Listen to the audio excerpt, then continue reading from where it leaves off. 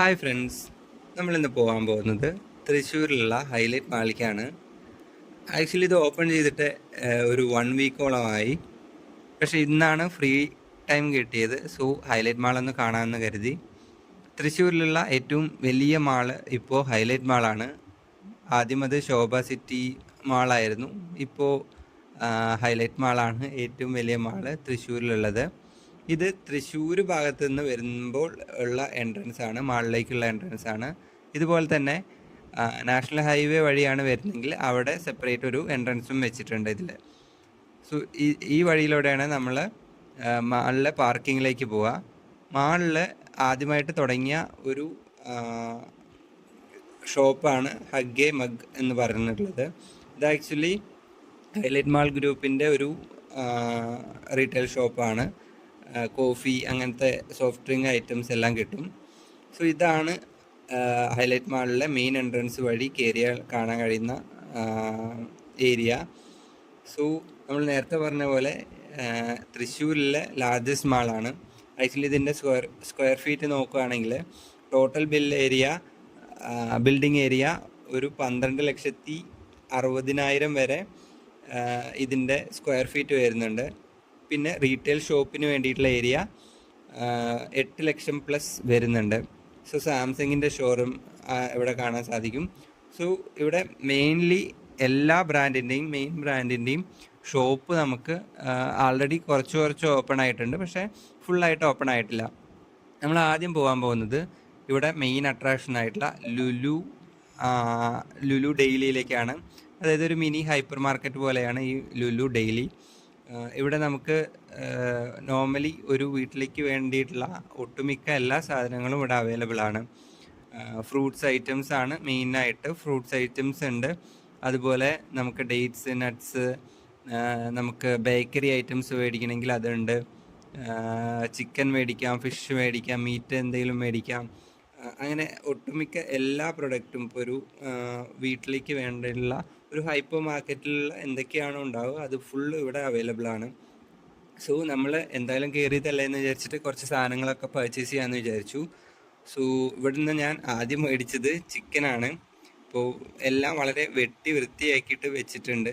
Chicken, meet, ലാം, അതുപോലെ തന്നെ fish, ഇതെല്ലാം സെപ്പറേറ്റ് ആയിട്ട് വെച്ചിട്ടുണ്ട്. വളരെ നീറ്റാണ്, ക്ലീനായിട്ട് നമുക്ക് കണ്ടു കഴിഞ്ഞാൽ നല്ല നീറ്റായിട്ട് ഫ്രഷ് ആയിട്ടുള്ള മീറ്റുകളാണ് ഇവിടെ അവൈലബിൾ ആയിട്ടുള്ളത്. ഇവിടെ നമുക്ക് ചെറിയ മത്സ്യങ്ങളൊക്കെ അവൈലബിൾ ആണ്. സോ നമുക്ക് ഷോക്കേസിലൊക്കെ വെക്കാൻ പാകത്തിലുള്ള മീനുകൾ. സോ ലുലു ഡെയിലിയിൽ കുറച്ച് ഉള്ളിലൂടെ ഞാൻ സഞ്ചരിച്ചു. നോർമലി ഒരു ലുലു ഹൈപ്പർ മാർക്കറ്റിലുള്ള അതേ സംഭവങ്ങൾ തന്നെയാണ് ഇവിടെ ഉള്ളത്. സോ ഫസ്റ്റ് ഫ്ലോറിലേക്ക് നമ്മൾ ജസ്റ്റ് കയറി. സോ ഇവിടെ ഓപ്പൺ ആയിട്ടുള്ള വളരെ കുറച്ച് ഷോപ്പുകളേ ഉള്ളൂ. ഇപ്പോൾ നമുക്ക് ആരോ കാണാൻ സാധിക്കും, ബേസിക്സ്, അങ്ങനെയുള്ള നോർമലി ചെറിയ ഷോപ്സ് മാത്രമേ ഇപ്പോൾ ആൾറെഡി ഓപ്പൺ ആയിട്ടുള്ളൂ. സത്യത്തിൽ മാള് ആക്ച്വലി വിജനമാണ്, ആൾക്കാരാരെയും കാണുന്നില്ല.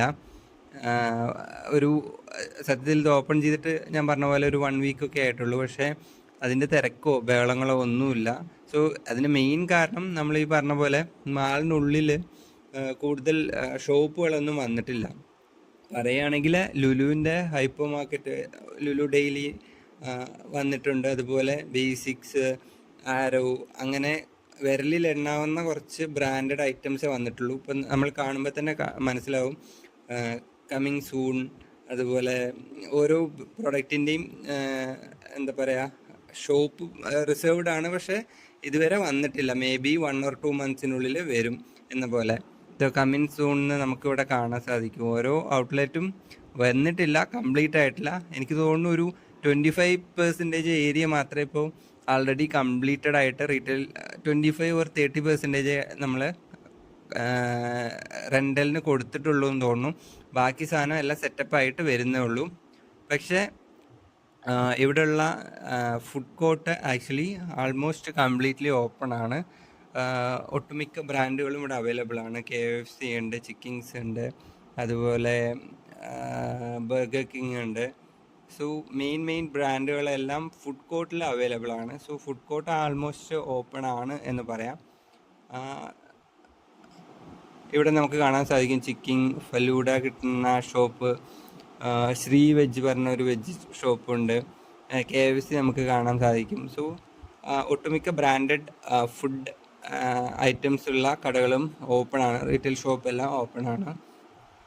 നമുക്ക് ഇവിടെ ഡിസ്പ്ലേ ചെയ്ത് വെച്ചിട്ടുണ്ട് ഈ മാളിൻ്റെ ഒരു സ്കെൽട്ടൻ, ലൈക്ക് എങ്ങനെയാണ് ഇവർ പ്ലാൻ ചെയ്ത് എന്ന പോലെ.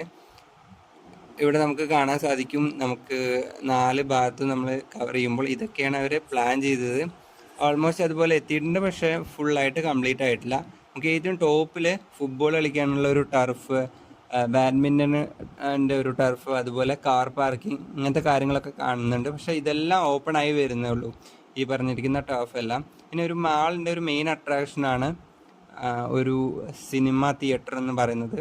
ഇവിടെ 6 സ്ക്രീനുള്ള സിനിമ തിയേറ്റർ ഏകദേശം ആൾമോസ്റ്റ് റെഡി എന്നുള്ള സ്റ്റേജിലാണ് നിൽക്കുന്നത്. ഓപ്പൺ ആയിട്ടില്ല. ഇവരുടെ ഹൈലൈറ്റ് മാളിൻ്റെ തന്നെ ഓൺ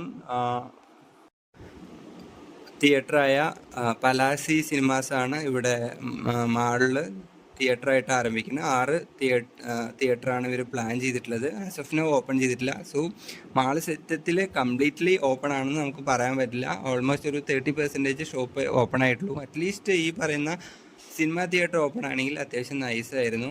ഇവിടെ ഫുഡ് കോർട്ടിൽ മെയിൻ ഒരു അട്രാക്ഷനാണ്. ഇവിടെ പുറത്ത് വന്ന് നാഷണൽ ഹൈവേ നമുക്ക് കാണാൻ സാധിക്കും. കൊച്ചിയിൽ നിന്ന് പാലക്കാട് പോകുന്ന നാഷണൽ ഹൈവേ ആണിത്. സോ അവിടെ നിന്നിട്ട് ഫുഡ് കഴിക്കാനൊക്കെ നല്ല അടിപൊളിയായിരിക്കും. സോ ഏകദേശം മാളെല്ലാം കവർ ചെയ്തിട്ട് ഞങ്ങൾ പുറത്ത് പോകാനുള്ള പ്ലാനാണ്. സോ ഇറങ്ങാനുള്ള പ്ലാനാണ്. സോ ഇതിൻ്റെ എൻട്രൻസ് ഞാൻ പറഞ്ഞു, ഒരു എൻട്രൻസ് എന്ന് പറയുന്നത് ഹൈവേയിൽ നിന്നാണ്. സോ ഈ ഒരു വഴി നമ്മൾ എത്താൻ പോകുന്നത് നാഷണൽ ഹൈവേക്കാണ്.